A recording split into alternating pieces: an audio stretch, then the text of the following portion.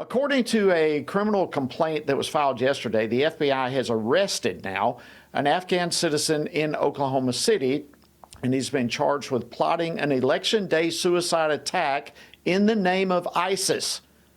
The suspect, Nasir Ahmad Tawhidi, was arrested this week after buying 2 AK-47 assault rifles and other weaponry from an undercover FBI agent in Oklahoma. He entered the United States in 2021 under a special visa, which again underscores the Biden-Harris administration's repeated failures to manage the entire immigration vetting process. Well, joining me now to discuss today's results and what's coming forth right now is Congressman Josh Brecheen. He serves on the House Homeland Security Committee as well as the Budget Committee. He represents the 2nd Congressional District of the great state of Oklahoma. Congressman Brecheen, welcome back to Washington Watch. Always great to see you. Thank you, Jody. Glad to be with you. Thanks for having us on. All right, listen, all of this went down, is going down, I might should say, in your home state. So give us the latest. What do we know so far? Well, I don't know that I'm going to be able to give you much greater insight than what you're already, hearing. The fact that we have this Afghan individual who, because of the debacle of the way that this country withdrew, and then the lack of vetting that took place, that you've got an inspector general who was saying from Homeland Security that this process is ripe for people to fall through the cracks. Well, this is the result. And so you've had heightened numbers of people with this special visa, and the Biden administration and what happened with Afghanistan has shown the American people, in addition to what's coming across the southern border, just how vulnerable we are for attack because they're not taking national security seriously. Yeah, vulnerable is a key word. I just underline that, highlight it, and circle it because we are so vulnerable, and what's happening at the southern border just amplifies that. I remember vividly our office was so involved in helping people get out of Afghanistan. And one of the things we were trying to do was vet these people. And to be very honest, we were getting very, very little to no help of any consequence from the State Department. And it's no wonder that we are having issues like this right now. Do you have any more information about the special visa? What kind of special visa was received that allowed this individual to come in?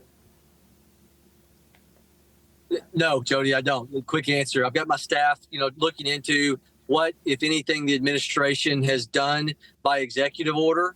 But it just looks like that the inspector general bringing this, to the forefront months ago, saying that the vetting is not occurring like it should.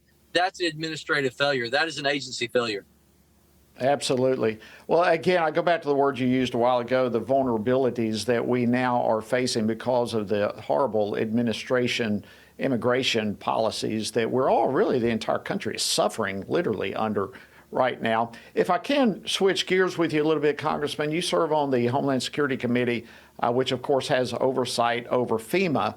And, of course, FEMA is all over the news these days, and rightfully so. But can you help us make sense of the assistance or lack thereof coming from FEMA after Hurricane Helene? And then we had DHS Secretary Mayorkas's comments about running out of money. Is FEMA out of money? So look, the funds that are going towards illegal immigrants for a 2-year time period have reached the sum total of $1.5 billion. And that is a different fund than the disaster recovery fund within FEMA's budget. However, the $20 billion that came through the continuing resolution, several weeks ago, makes sure that a continuation of operations for FEMA is ongoing, meaning that they should not be in a situation where they're saying there's a lack of funding. But if a lack of funding is to be discussed, it's the $1.5 billion that's been utilized by this administration for housing and other services going to illegal immigrants who should not be in this country to begin with. And it's a mismanagement of the public trust this administration continues to showcase. Yeah, is any of that $1.5 billion, number one, is that legitimate funds to be used in the manner that FEMA has used it? And could those funds, in fact, have been used for emergencies here in the U.S.?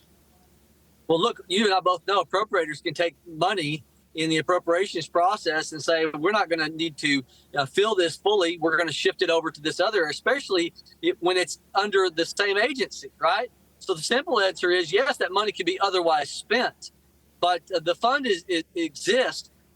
Was it put there for illegal aliens? I think the simple answer is when you've got federal statute that says that anybody coming across our southern border is to be detained until there's a proceeding, which means an adjudication of whether they're determined to be here lawfully or unlawfully, means they are to be removed. The money being used for housing in hotels should never occur if you're fully abiding by the Immigration and Nationality Act. Yeah, that is exactly the question I have had with all of this money that supposedly has gone there. Of course, the administration is denying it. In fact, I want to play a clip here in just a second and get your reaction to it all.